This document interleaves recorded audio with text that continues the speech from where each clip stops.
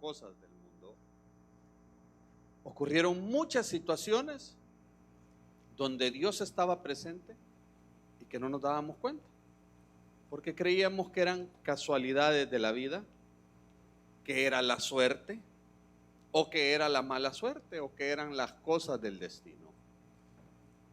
Y en el caso mío, de mi vida muy particular, yo era alguien que me quejaba por todo y permanentemente confrontaba a Dios.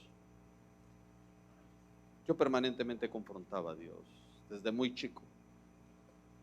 Como por ejemplo, ¿por qué mi papá no estaba con mi mamá en casa? Era una de las cosas que yo le decía a Dios. Cuando fui creciendo, también porque tuve una niñez de adulto, porque muy chico, a los 11 años, aprendí a fumar, a beber, a tener intimidad. Decía yo, ¿por qué una vida tan acelerada? Y seguí creciendo y le decía a Dios, ¿y por qué yo el borracho? ¿Por qué yo el drogadicto? ¿Por qué yo no puedo ser un esposo normal? ¿Por qué yo no puedo ser un papá normal? ¿Por qué yo no puedo ser una persona normal? Sino que estoy sumergida entre el alcohol, las drogas, el adulterio, la mentira y todo lo malo. Y permanentemente le decía a Dios eso. Pero cuando Dios entra a nuestras vidas, pues hay un momento en que el cassette de nuestra historia comienza a retroceder y nos damos cuenta de lo injusto que hemos sido con Dios. Sí, de lo malo que hemos sido con Dios. Yo creo que yo fui una persona malagradecida con Dios, porque yo solo le reclamaba, le reprochaba y no me detuve nunca a darle las gracias. Por ejemplo, mi mamá era estéril. Sí, mi mamá era estéril y muy adulta quedó embarazada. Mi mamá quedó embarazada arriba de los 40 años. Y para ella fue una sorpresa cuando le dicen que está embarazada porque no podía tener hijos. Ahí el primer milagro en mi vida. Y mi mamá dio a luz y nací con un problema de salud. Yo nací con hidrocefalia. Me imagino que saben qué es la hidrocefalia. Es que el niño nace con la cabeza bastante grande a causa de líquidos. Es decir, que me pude haber muerto o que pude haber evolucionado con esa enfermedad, pero en la misericordia y en el milagro de Dios, Dios me sanó de la hidrocefalia y siguió avanzando mi vida. Y a los 3 años de edad, cuando vivíamos en Santa Rosa de Copán, pues estaban reformando una de las casas que la familia de mi mamá y de mi tía Celia tenían en Santa Rosa de Copán, y había una pila llena de residuos, con el agua como verde y residuos de materiales de construcción, y de repente gritó un albañil: ¡Hey, miren qué gran sapo el que está en la pila! Y no era un sapo, era yo, que me subí a la pila, caí a la pila y comencé a tragar toda el agua sucia que había en la pila. Llega mi prima Mirna, que es como mi hermana mayor. No, dice, no es un sapo, es Carlitos. Y me saca y me comienzan a dar los primeros auxilios, pero yo ya estoy morado por el agua que tragué y por el frío que hacía en aquella época en Santa Rosa de Copán. Dice mi prima Mirna que no sabe de dónde me agarró y me metió al horno, a los que hornos antiguos de leña. Me metió al horno como el chanchito horneado, así. Y la temperatura regresó a mi cuerpo. Y mi prima preocupada porque iba a llegar mi mamá, iba a llegar mi tía Celia y tenía que rendir cuentas de dónde estaba. Pero Dios hizo el milagro en mi vida y no morí. Y siguió transcurriendo mi edad. Y alrededor de los 16, 17 años yo ya tenía problemas de alcoholismo. Y nos fuimos a la playa. Yo estudiaba en el extranjero en esa época. Y cuando veníamos de regreso, la persona que viene manejando, él mismo había dicho, se ponía una cadena de oro, se le cayó la primera vez, se le cayó la segunda vez y dice, si se me cae la tercera nos matamos. Y cuando veníamos en el pick-up, yo venía en la paila y de repente el carro dio vuelta, salí disparado y cuando yo reaccioné estoy a una distancia corta de un abismo y solo con raspones. ¿Por qué no me fui en ese abismo? ¿Qué impidió para que no me fuera a ese abismo? Dios, en su misericordia, porque solo raspones. Un raspón, por cierto, desde aquí para abajo. Una noche, con alguien que era mi mejor amigo, veníamos de beber, veníamos a pie, y venía un travesti. Y viene mi amigo de la nada y comienza a golpearlo, y yo queriéndolo detener, y lo agarro y le digo vámonos, y de repente aparece un pick-up y nos encañonan y nos dicen lo vamos a matar por lo que mi amigo había hecho. Me recuerdo que quedamos en la esquina de una puerta y yo comencé a gritar como nunca lo había hecho. ¿Y por qué aquellos hombres no dispararon? En ese momento yo no tuve sentido, yo creía que era por la forma en cómo grité, pero nadie encendió una luz, nadie dijo qué pasa, sino que sencillamente aquellos hombres arrancaron el vehículo y se fueron y no dispararon. Pero yo siempre me quejaba, porque a mí todo me salía mal, porque yo no podía llevar una vida normal, porque yo no era diestro en el deporte. A mí me gustaba el fútbol, pero nunca fui diestro y me quejaba porque no era diestro en el fútbol.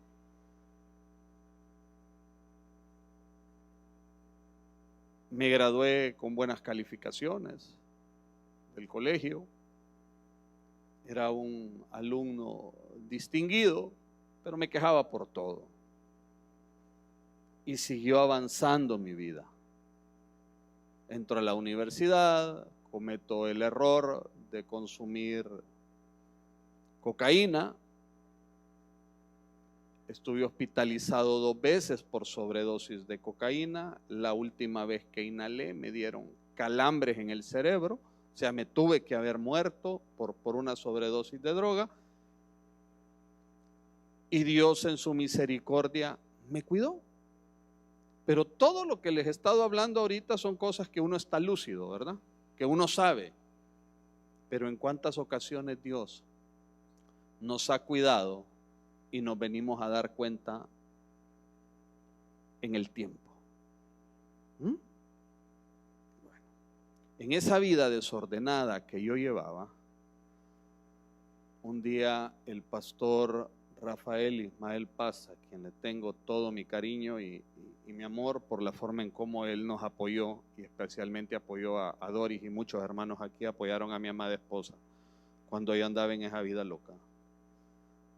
A Doris le mandaron a hablar porque había espíritu de luto, así, espíritu de luto.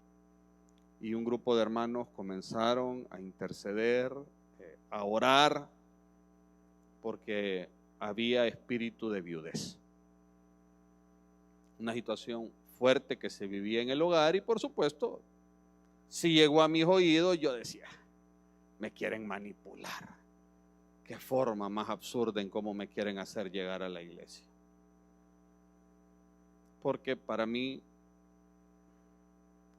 las cosas de Dios, a pesar de que ya había aceptado al Señor Jesucristo en 1990, pues, guardaba la distancia. Y Dios no permitió que ese espíritu de viudez llegara. Fue cuando yo me alejo de las cosas de Dios. Dios me había ya liberado de mi adicción a la cocaína, ahí exactamente sentado donde está el hermano Roger, ahí Dios me liberó de mi adicción a la cocaína en un culto de martes. Pero yo regresé a las cosas del mundo. Fue cuando me involucré a la política, regresé al tabaco, regresé a la bebida y regresé al adulterio.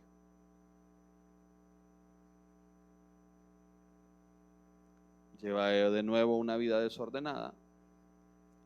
Y en el 2016, que yo tuve mi última incursión en política, después de haber participado en el proceso interno, en el partido en el que yo pertenecía, pues perdimos y un día viernes me llegan a buscar unas personas a mi oficina y me dicen: Carlos, nosotros lo hemos estado viendo, queremos que sea el candidato a alcalde del partido X. Así. Y le digo yo: déjeme pensarlo, no le puedo decir sí, no le puedo decir no, el lunes les doy la respuesta. Llegué a mi casa alrededor de las 11:15, 11:30 de la noche, reúno a mi esposa, reúno a mis 3 hijas y les digo: miren, me han hecho este ofrecimiento para participar como candidato a alcalde de este partido. Es un partido pequeño. Y se imaginan la cara de mi esposa y de mis hijas, ¿verdad? Nada agradable, nada de felicidad. Y les digo: no, pero espérense, no he dado una respuesta. Y en esa época la iglesia nos había permitido a un grupo venir los sábados, fue antes de la pandemia, y nos reuníamos los sábados aquí a las 6 de la mañana a orar, de 6 a 7 de la mañana. Ese día doblé rodillas y le dije: Señor, yo no me quiero volver a equivocar, yo no quiero volver atrás, por favor, no quiero cometer un error. Y Dios permitió esa mañana, esa madrugada, sumergirme en ese tema sobre el ofrecimiento. Como a las 9 de la mañana me llama un amigo empresario y me dice: vení, tomémonos un café, que ya tenemos días de no platicar. Y en la plática le digo: fíjate que me hicieron el ofrecimiento de ser candidato a alcalde. Me dice: no, ¿por qué no? No, porque vos perteneces a tal partido, me dice, y después ¿cómo vas a regresar a ese partido? Y lo otro me dice: para ser candidato a alcalde ocupas dinero. Pues sí, para eso te tengo a vos como amigo. Le digo: no, me dijo, no te doy ni un peso partido por la mitad. Entonces en ese momento el cerebro me hizo respuesta concedida. Y yo dije: no, esta plática no fue una casualidad. Llego a la casa y le digo a Doris: olvídate lo que platicamos el viernes, no te dije nada.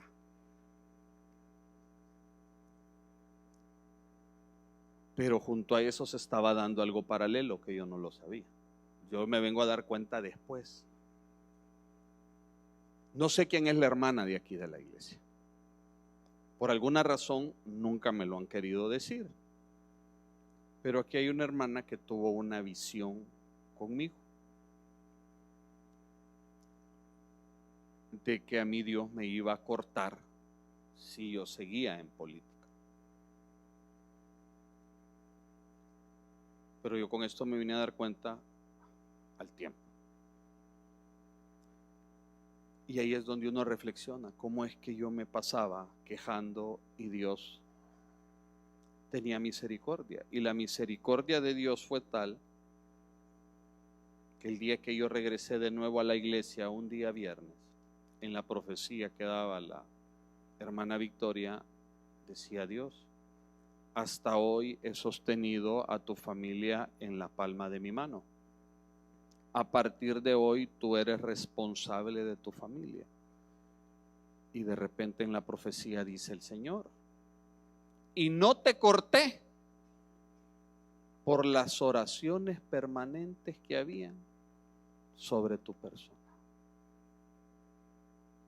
Yo sentía ese día en la silla que yo no hallaba cómo darle las gracias a Dios. Porque si no hubiera estado en los planes de Dios, tuve que haber muerto hace mucho tiempo. Y es ahora donde reflexiono y digo, ¿por qué yo? ¿Por qué a mí? Pero ahora lo hago de otra forma. Porque yo estoy en los planes de Dios. Porque a mí me alcanzó la misericordia de Dios. Y ahí está la grandeza, y es ahora donde hay un compromiso. Porque no solo es venir a sentarme, es buscar y conocer por qué Dios me alcanzó. ¿Por qué Dios me arrebató de la muerte? ¿Por qué Dios me arrebató del divorcio? ¿Por qué Dios me arrebató de la quiebra económica? Y ahora es luchar por conocer el designio de Dios, por conocer cuáles son los planes, por qué Él en qué quiere que me involucre, en qué quiere que participe de su obra. Y por eso yo esta mañana les invito a que ustedes se lleven esto en sus corazones y busquemos cuál es el plan de Dios en cada uno de nuestras vidas. Porque yo sé que todavía me falta muchas batallas que librar, pero ahora solo estoy agradecido con Dios y decirle, gracias Dios, porque tuviste misericordia. Porque ahora he entendido por qué yo. Y ese porque yo es porque desde que se sembró la semilla en el vientre de mi madre, que era estéril, Él tenía un propósito. Y parte de sus propósitos es estar esta mañana tarde con ustedes. Para Dios sea la gloria y la honra. Dios les bendiga.